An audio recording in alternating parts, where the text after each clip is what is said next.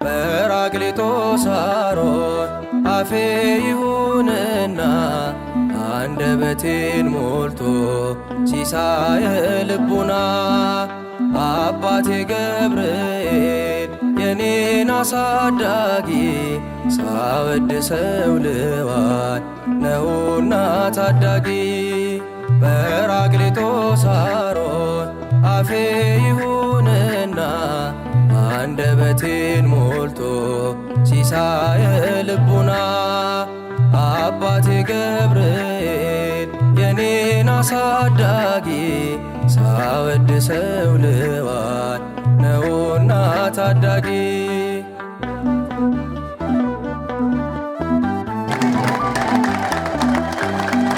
በእሳት መሃል ሆኜ ሞቴን ስጠባበቅ ለካስ ከጎኔ ነው መከራዬን ሊያርቅ የነደደው ፈጥኖ በረዶ ለበሰ ሊታደገኝ መጣ ገብርኤል ደረሰ ከልጅነቴ አውቀዋለሁ ቤቴን ሲረዳ ሲታደገው አላልፍም ያልኩት አልፏልና